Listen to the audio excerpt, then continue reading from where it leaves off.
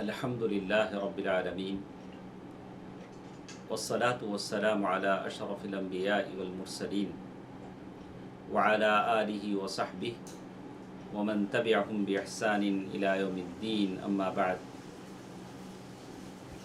मुहतरम हज़रात व ख़वातीन,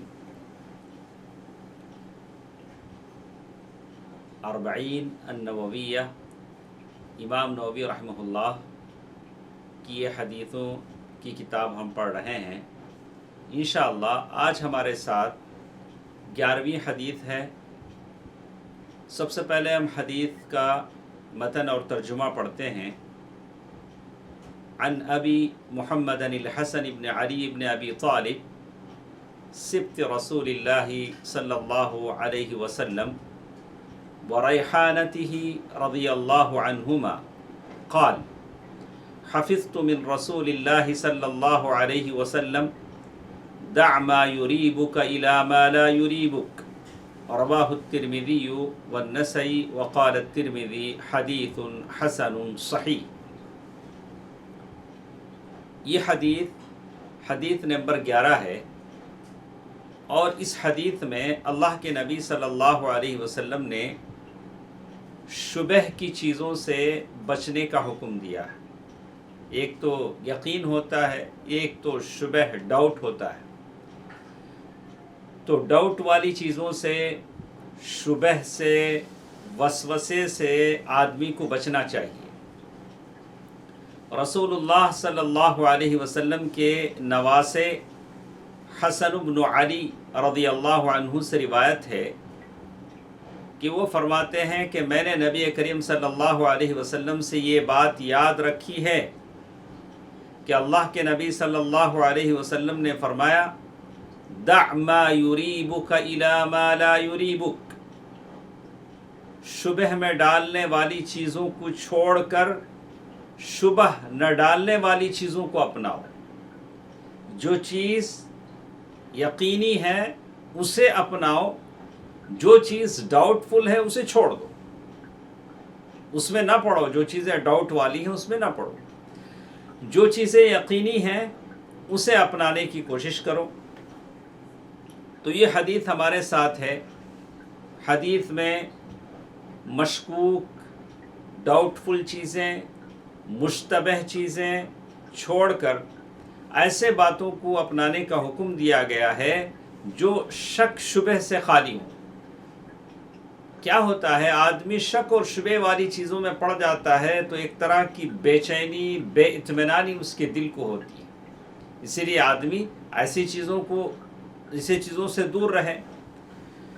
और इसी तरह सच्चाई की अलामत दिल का सुकून है और झूठ की निशानी दिल की बेइत्मीनानी है। जैसे तिर्मिज़ी के और एक हदीथ में बताया गया फ़इन्न सिद्क़ तुमानीनतुन वल कज़िब रीबा, सच्चाई इत्मीनान का बाइस है। आदमी सच्चाई इख्तियार करता है तो सच्चा आदमी हमेशा मुतमईन रहता है, उसे कोई टेंशन नहीं होता। लेकिन जो झूठा होता है, जो शक की ज़िंदगी में दायरे में जीता है, वो हमेशा परेशान रहता है। ये हदीथ का तर्जुमा था, हदीथ नंबर 11 जो हमने पढ़ा है। और आज के इस दर्स में इंशाअल्लाह अल्लाह तबारक व तआला की तौफ़ीक़ से हम शेख अब्दुर्रज़्ज़ाक़ बिन अब्दुल मुहसिन अल बदर हफ़िज़हुल्लाह की शरह पढ़ेंगे कि शेख ने इस हदीथ की शरह में क्या बातें लिखी हैं। इंशाअल्लाह उन बातों को जानने की कोशिश करेंगे। सबसे पहले ये हदीथ आपने अच्छी तरह सुन लिया कि हदीथ किससे है और इस हदीथ के रावी कौन हैं। तो हदीथ में जो सहाबी हमारे साथ हैं बड़े जलीलुल क़द्र सहाबी हैं और आले बैत से इनका ताल्लुक़ है, नवासे रसूल हैं सल्लल्लाहु अलैहि वसल्लम। अल्लाह के नबी सल्लल्लाहु अलैहि वसल्लम के दिल में हज़रत हसन का बड़ा मुक़ाम था, बड़ी अज़मत थी। और वो फ़ातिमतुज़ ज़हरा रज़ियल्लाहु ताला अन्हा के बेटे हैं। अल्लाह के नबी सल्लल्लाहु अलैहि वसल्लम حسن اور حسین رضی اللہ عنہما سے بڑا لاڑ و پیار کرتے تھے، بڑا لاڑ و پیار کرتے تھے۔ اتفاقاً ایک دن ایسا بھی ہوا کہ جب وہ دونوں اپنے گھر سے کپڑوں میں نکلے تو اللہ کے نبی صلی اللہ علیہ وسلم ممبر چھوڑ کر نیچے چلے آئے اور اپنے دونوں نواسوں کو گود میں لے لیا۔ اللہ کے نبی صلی اللہ علیہ وسلم نے حضرت حسن اور حسین رضی اللہ عنہما کے تعلق سے فرمایا سیدہ شباب اہل الجنہ، سیدہ شباب اہل الجنہ، یہ دونوں جنت کے لوگوں کے سردار ہیں۔ اور اللہ کے نبی صلی اللہ علیہ وسلم نے فرمایا کہ یہ دونوں میرے پھول ہیں، دنیا کے پھول ہیں۔ ریحان ایک طرح کا پھول ہے۔ حسن ابن علی ابن ابی طالب حضرت علی رضی اللہ تعالیٰ عنہ کے بیٹے اور فاطمۃ الزہرا رضی اللہ تعالیٰ عنہا کے بیٹے ہیں، اور اللہ کے نبی صلی اللہ علیہ وسلم نے فرمایا کہ یہ دونوں جنت کے پھول، کہ یہ دونوں پھول ہیں، دنیا کے پھول ہیں اور جنت کے سردار ہیں۔ تو ریحان کا لفظ استعمال کیا گیا۔ ریحان ایک خاص پھول ہے جس میں خوشبو اور مہک ہوتی ہے، تو اللہ کے نبی صلی اللہ علیہ وسلم بھی ان بچوں کو اپنے قریب کرتے تھے، سینے سے لگاتے تھے، ان کی خوشبو سونگھتے تھے۔ تو اہل السنہ والجماعہ، یعنی ہم جتنے لوگ ہیں اہل السنہ والجماعہ ہیں، ہم تمام کے دلوں میں آل بیت کے تعلق سے بڑا مقام ہے۔ اللہ کے نبی صلی اللہ علیہ وسلم کے جتنے خاندان والے ہیں، آل بیت ہیں، ان کا ہم بڑا احترام کرتے ہیں۔ لیکن دو چیزیں ہیں، ایک آل بیت کے احترام میں غلو نہیں ہونا چاہیے، اور اسی طرح نہ تو جفا ہونی چاہیے، یعنی ایک طرح سے ہم ان کے قدر کو کم نہ کریں، ایک طرح سے ان کی قدر کو حد سے زیادہ نہ بڑھائیں۔ جتنی چیز شریعت اجازت دیتی ہے اتنا ہی ہم کریں گے۔ تو آج امت میں دو طرح کے لوگ ہیں، کچھ لوگ ہیں جو ان کی قدر کو گھٹا دیتے ہیں، کچھ لوگ ہیں جو آل بیت کی قدر کو بڑھا دیتے ہیں، غلو کرتے ہیں۔ تو ہم ان دونوں کے بیچ میں ہیں، نہ تو افراط ہے نہ تو تفریط ہے۔ اسی طرح یہاں ایک بات بتائی گئی کہ جتنی کتابیں علماء نے لکھی ہیں ان تمام کتابوں میں اس بات کا، یعنی اہل السنہ والجماعہ نے جتنی کتابیں لکھی ہیں اس میں آل بیت سے محبت کرنا، آل بیت کا احترام کرنا، ان کی عزت کرنا، یہ ہم پر واجب قرار دیا گیا ہے۔ ہم آل بیت کے تعلق سے بالکل ہم اپنے دلوں میں محبت رکھتے ہیں۔ تو اسی لیے کہتے ہیں کہ شیخ عبد الرزاق بن عبد المحسن البدر العباد حفظہ اللہ ایک بات کہتے ہیں کہ ایک مثال میں یہاں بیان کرتا ہوں کہ اہل السنہ والجماعہ کے مشہور علماء میں سے، مجددین میں سے شیخ شیخ الاسلام محمد بن عبد الوہاب رحمہ اللہ کا نام آتا ہے۔ تو ان کے تعلق سے شیخ محمد بن عبد الوہاب رحمہ اللہ کے جو دشمن ہیں، جو ان کے جو مخالفین ہیں، ہمیشہ اس بات کو مشہور کرتے ہیں کہ شیخ محمد بن عبد الوہاب رحمہ اللہ آل بیت کے تعلق سے آپ کا موقف صحیح نہیں ہے، العیاذ باللہ، ایسے کچھ کہتے ہیں کہ شیخ محمد بن عبد الوہاب رحمہ اللہ آل بیت سے، اللہ کے نبی صلی اللہ علیہ وسلم کے خانوادے سے دشمنی رکھتے ہیں، بغض رکھتے ہیں۔ اللہ اکبر، کتنا بڑا الزام ہے شیخ محمد بن عبد الوہاب رحمہ اللہ پر۔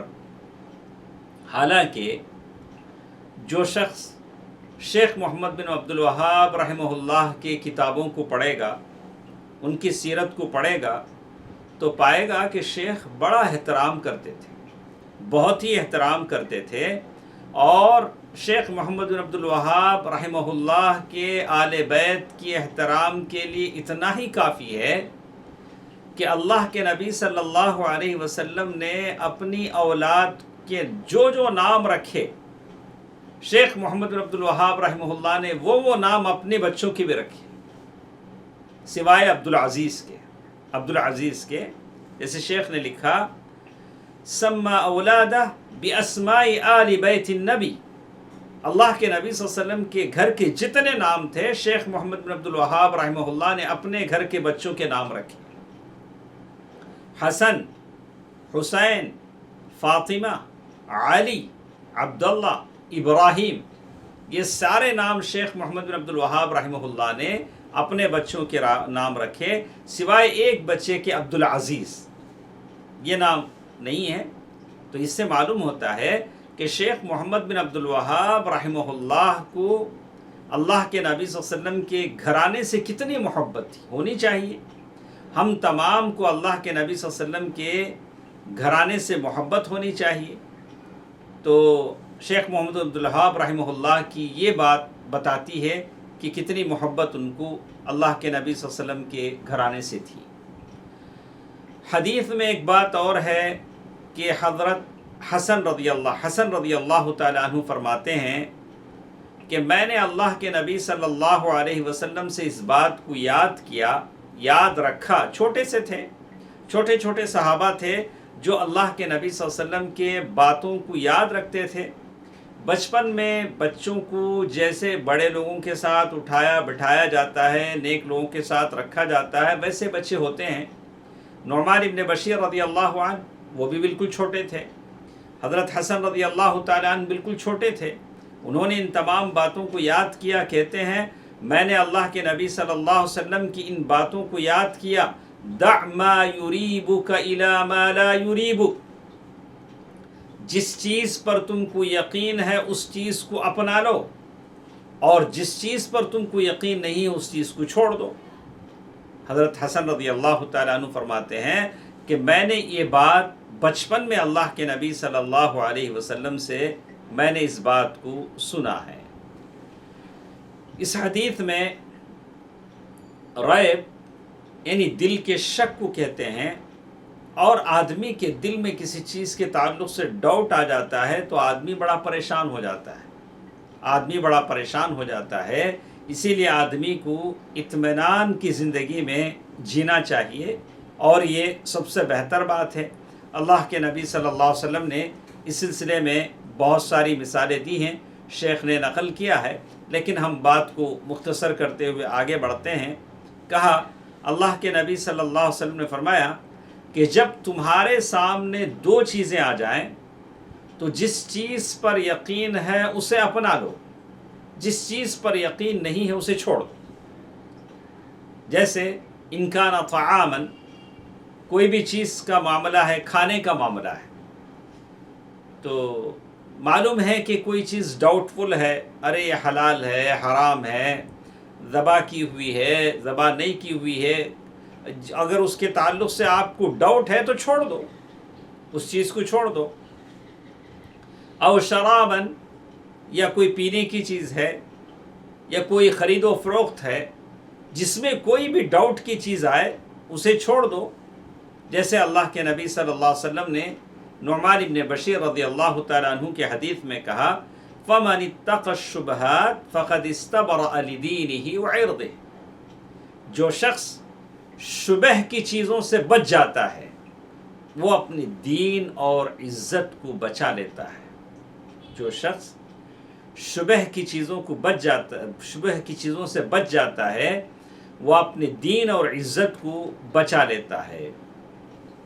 تو معلوم یہ ہوا کہ کوئی بھی چیز آپ کے دل میں ڈاؤٹ پیدا کرتی ہے تو آپ اس چیز سے الگ ہو جائیں، بولے کہ نہیں، اور جس چیز پر آپ کو یقین ہے اسے آپ اپنا لیں۔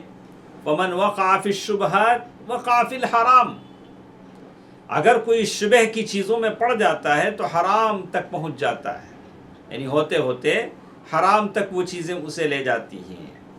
تو اسی لیے کہا گیا ایاک، یعنی شبہ کی ڈاؤٹ فل چیزوں سے بچو، یہ شیطان کے قدموں کی طرف لے جاتا ہے، اور انسان کو شیطان آہستہ آہستہ حرام کی طرف لے جاتا ہے۔ زندگی کے معاملے میں ہمیشہ ڈاؤٹ فل چیزوں سے آپ بچ جائیں، اور جو چیز پر یقین ہے آپ اسے کریں۔ حدیث میں اللہ کے نبی صلی اللہ علیہ وسلم نے فرمایا دع ما یریبک الی ما لا یریبک، یعنی ڈاؤٹ والی چیزوں کو چھوڑ دو اور یقین والی چیزوں پر تم مطمئن ہو جاؤ. جس چیز پر آپ کو یقین ہے، اطمینان ہے، وہ کر لو اور ڈاؤٹ والی چیزوں سے الگ ہو جاؤ. تو اس حدیث سے معلوم ہوتا ہے کہ آدمی جہاں تک ہو سکے ایسی چیزوں کو کرے جو اسے یقین ہے اور اسے پکا یقین ہے کہ یہ چیزیں حرام کی طرف نہیں لے جاتی ہیں. اس سلسلے میں ابن رجب رحمہ اللہ کی ایک بات کو نقل کیا جو جامع العلوم والحکم مشہور کتاب ہے ابن رجب رحمہ اللہ کی. تو انہوں نے اس حدیث کی وضاحت میں کہا الوقوف عند الشبہات واتقائها، ومعنى هذا الحدیث، اس حدیث کا مطلب شبہ کی چیزوں سے بچ جانے کو بتاتا ہے. فإن الحلال المحض لا يحصل للمؤمن في قلبه منه ريب، اگر آپ حلال کام کر لیتے ہیں تو آپ کے اور میرے دل کو اطمینان آ جاتا ہے، اور اگر کوئی ڈاؤٹ فل چیزیں کر لیتا ہے تو اس کا دل پریشان ہو جاتا ہے. شاید میں نے کوئی غلط کام کر لیا ہو، شاید میں نے کوئی حرام کام کر لیا ہو، اور اس کا دل پریشان ہو جاتا ہے. اس لیے آدمی کو ان چیزوں سے بچنا چاہیے. آگے شیخ نے کہا یہ بہت ضروری چیز ہے، میں سب کو توجہ چاہتا ہوں، اس بات کو غور سے سنیں. کہتے ہیں ابن رجب رحمہ اللہ کی اس بات پر تعلیق کرتے ہوئے شیخ نے لکھا کہ کچھ لوگ ایسے ہوتے ہیں بڑے بڑے حرام کام کر لیتے ہیں، چھوٹے چھوٹے مسائل علماء سے دریافت کرتے ہیں. یعنی جیسے عام اردو زبان میں ہم کہتے ہیں کوئی گلگلے کھا کے گڑ سے پرہیز کرتا ہے، یعنی کھاتا سب کچھ ہے، بولتا نہیں یہ میں اس سے پرہیز کرتا ہوں. بڑے بڑے گناہ کر لیتے ہیں، علماء سے چھوٹے چھوٹے مسئلے مسائل دریافت کرتے ہیں. جیسے شیخ نے مثال دے کر کہا کہ ابن عمر رضی اللہ تعالیٰ عنہ کے پاس کچھ لوگ آئے، مچھر کے خون کے بارے میں پوچھا. یعنی حج کا زمانہ تھا، احرام کی حالت میں مچھر کو مارنے کا فتویٰ پوچھا. تو وہ لوگ ادھر سے بغداد سے بصرہ سے آئے تھے. تو ابن عمر رضی اللہ تعالیٰ عنہ نے فرمایا یسألونی عن دم البعوض وقد قتلوا الحسین، ارے یہ لوگ کیسے ہیں، مچھر کے خون کے بارے میں پوچھ رہے ہیں اور حالانکہ انہوں نے نواسۂ رسول کو قتل کر دیا رضی اللہ عنہ. بہت سارے ہیں، سود، جوا، لاٹری، حرام کمائی میں ملوث ہوتے ہیں اور چھوٹے چھوٹے مسئلے مسائل کے بارے میں پوچھیں گے. تو اس کی مثال ایسی ہے کہ نیچے کپڑا نہیں ہے لیکن اوپر سر ڈھانپ رہے ہیں. ہاں تو پہلے نیچے چھپاؤ، پہلے جو چیز چھپانی کی اسے چیز چھپاؤ. تو اسی لیے کہتے ہیں، شیخ نے نقل کیا کہ ایک آدمی ہے بڑی بڑی چیزوں کو چھوڑ دیتا ہے، نفل نمازوں کے تعلق سے پوچھتا ہے، یہ چیز غلط ہے. اور آدمی کو جو چیزیں اہم ہیں پہلے اسے اختیار کرنا چاہیے. جیسے شیخ نے یہاں مثال بیان کیا کہ بعض لوگ ہوتے ہیں جو فجر نماز نہیں پڑھتے، فجر نماز کے وقت سو جاتے ہیں اور علماء سے فتویٰ پوچھتے ہیں نفل نماز پڑھنا افضل ہے، طلب علم افضل ہے. فجر کی نماز تو پڑھے نہیں، الٹا فتویٰ پوچھتے ہیں کہ اب ہم لوگوں کو نفل نمازیں پڑھے تو زیادہ ثواب ملتا یا طلب علم حاصل کرے تو زیادہ ثواب ملتا، وہ افضل ہے. تو ہم ایسے آدمی سے کہیں گے کہ جماعت کے ساتھ فجر کی نماز اگر آپ پڑھیں گے تو یہ آپ کے لیے زیادہ ثواب ہے. تو اسی لیے شیخ نے کہا کہ جو چیز اہم ہے پہلے آپ اس پر توجہ دیں، جو چیز اہم ہوتی ہے پہلے اسے آپ توجہ دیں. اسی لیے اللہ کے نبی صلی اللہ علیہ وسلم نے فرمایا ما تقرب عبدی الی بشیء احب الی مما افترضته الی. سب سے زیادہ بندہ میرے قریب ہوتا ہے، آپ اور میں اللہ تعالیٰ کے قریب ہوتے ہیں۔ کیسے قریب ہوتے ہیں؟ آپ کو اور مجھے اللہ تعالیٰ سے قریب ہونے کے لیے کیا کرنا پڑے گا؟ کہا اللہ تعالیٰ سے قریب ہونے کے لیے، سب سے زیادہ اللہ تعالیٰ کی قربت حاصل کرنے کے لیے مما افترضتہ علیہ، اللہ تعالیٰ نے جو چیزیں ہم پر فرض کی ہیں اسے ادا کرنا پڑے گا۔ فرائض کی ادائیگی، واجبات کی پابندی مجھے اور آپ کو اللہ تعالیٰ کا قربت دیتی ہے، اللہ تعالیٰ کے قریب کرتی ہے، ہم اللہ تعالیٰ کے قریب ہو جاتے ہیں۔ اللہ جب ہم فرائض کی پابندی کرتے ہیں تو ہم اللہ تعالیٰ کے قریب ہو جاتے ہیں۔ وَلَا يَزَالُ عَبْدِي يَتَقَرَّبُ إِلَيَّ بِالنَّوَافِلِ حَتَّى أُحِبُّهُ۔ اب فرائض پر جب آپ پکے ہیں تو پھر نوافل کی بات آتی ہے، یہاں تک کہ آپ اللہ تعالیٰ کے محبوب بن جاتے ہیں۔ تو معلوم یہ ہوا کہ اللہ تعالیٰ کی قربت ملتی ہے، لیکن کیسے ملتی ہے؟ جب آپ اور میں فرائض کی پابندی کریں گے، واجبات کی پابندی کریں گے۔ یہاں شیخ نے اس حدیث کے فوائد میں 2 باتیں لکھی ہیں۔ شیخ عبدالرزاق نے، اللہ تعالیٰ ان کو صحت دے، عافیت دے، 2 باتیں لکھی۔ کہا ترک ما فیہ، آپ ہر اس چیز کو چھوڑ دیں جس کے بارے میں آپ کو ڈاؤٹ ہے۔ کیسے؟ ایک آدمی ہے، ہر معاملے میں ڈاؤٹ کرتا ہے کہ میرا وضو ہوا کہ نہیں۔ بہت سارے ہیں، وسوسوں کی بنا پر ڈاؤٹ آتا ہے، میرا کپڑا پاک ہے کہ نہیں ہے۔ بھائی جب آپ کو جو یقین ہے اسے اپنا لو، جو ڈاؤٹ ہے اسے چھوڑ دو۔ کہ وَالْأَخْذُ مِمَّا لَا رَيْبَةَ فِيهِ، جس چیز کے بارے میں آپ کو یقین ہے اسے اپناؤ اور ڈاؤٹ کی زندگی میں جینا چھوڑ دو۔ بہت سارے ہیں جن کو ہمیشہ کا ڈاؤٹ ہوتا ہے، وضو بنائیں گے تو بھی ڈاؤٹ کریں گے، نماز پڑھیں گے تو ڈاؤٹ کریں گے، طواف کرنے جائیں گے تو ڈاؤٹ کریں گے کہ بھئی کتنے طواف ہوئے ہیں۔ ہاں، بہت سارے لوگ عمرے کے وقت ڈاؤٹ کا شکار ہو جاتے ہیں، 7 طواف کرا کہ نہیں کرا، 6 طواف کرا کہ 5 طواف کرا۔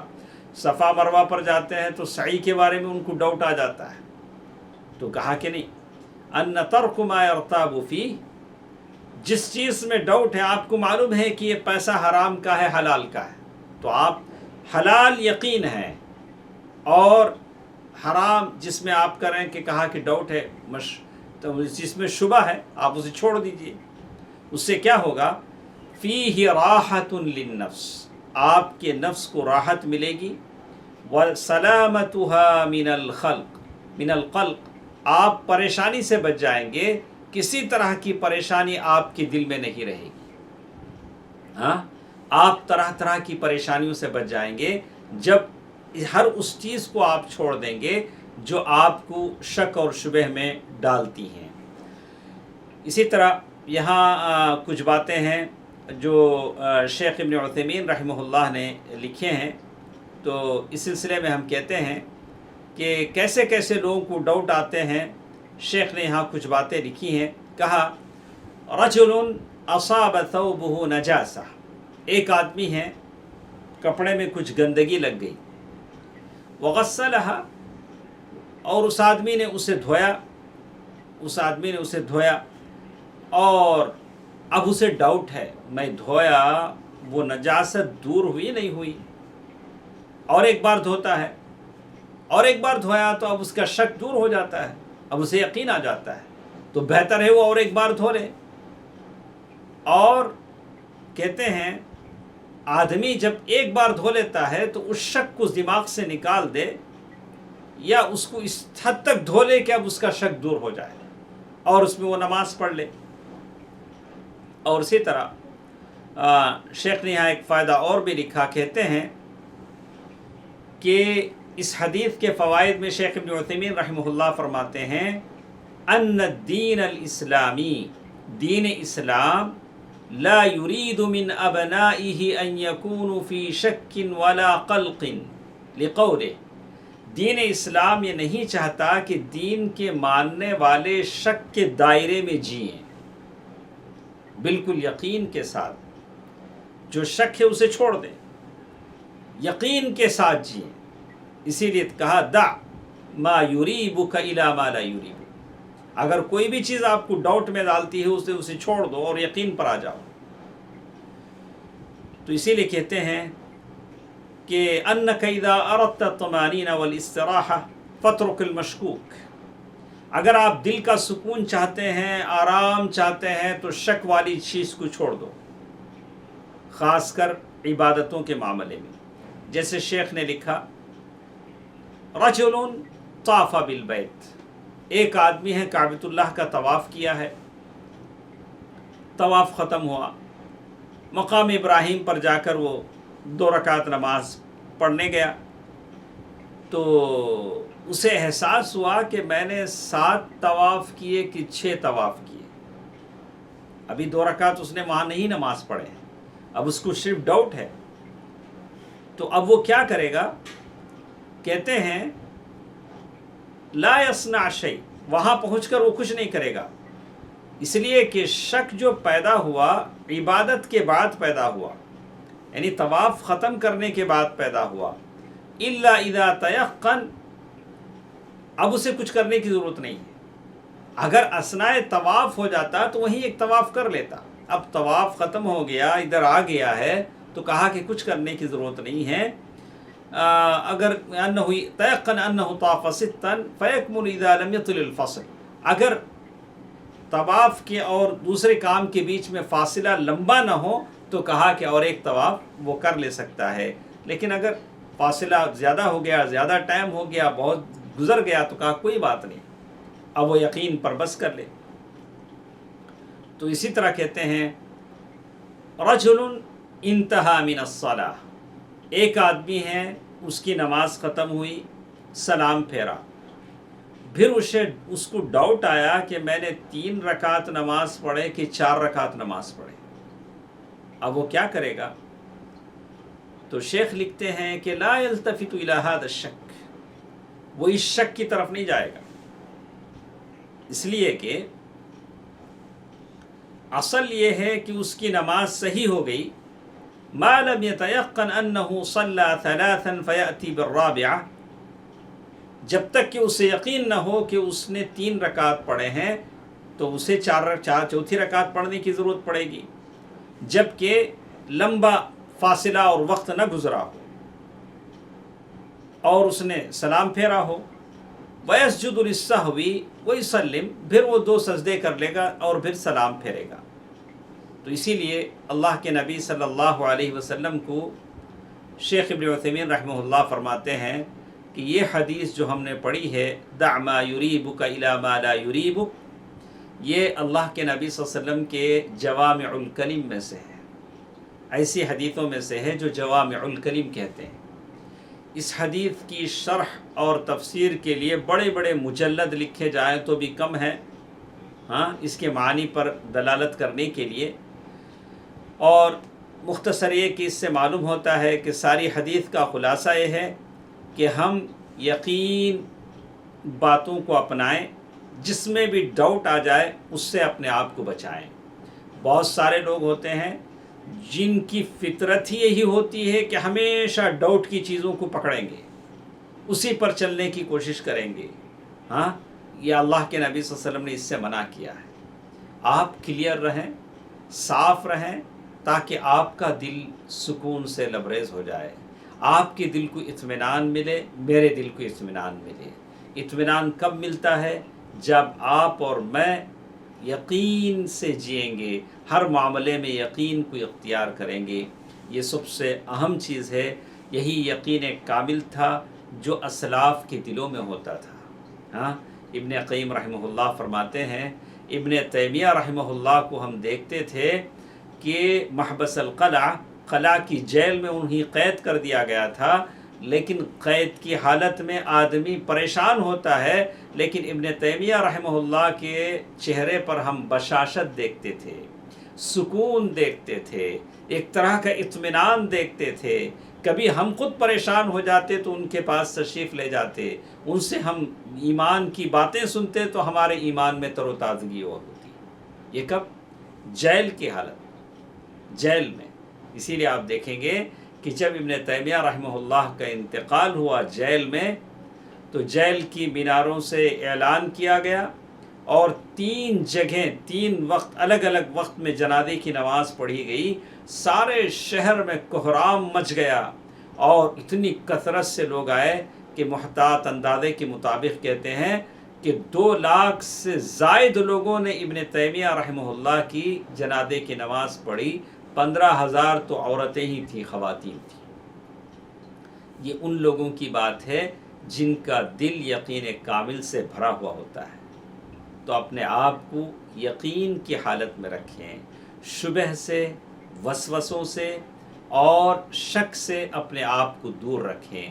اللہ تعالی مجھے اور آپ کو اس کی توفیق دے. انشاءاللہ کل کے درس میں ہم انشاءاللہ کل ہم دوسری حدیث لیں گے، حدیث نمبر 12. تو انشاءاللہ پھر ہمارا درس انشاءاللہ پیر کے دن ہوگا. تو جیسے ہمارا معمول ہے کہ جمعہ، ہفتہ، اتوار، یہ 3 دن تو ہمارا درس نہیں ہوتا ہے. انشاءاللہ پھر پیر کے دن دوبارہ ہم حدیث کی مجلس میں ہوں گے. اللہ تبارک و تعالیٰ سے دعا ہے کہ اللہ تبارک و تعالیٰ حدیث سننے اور عمل کرنے کی توفیق دے. آمین. والسلام علیکم ورحمۃ اللہ وبرکاتہ.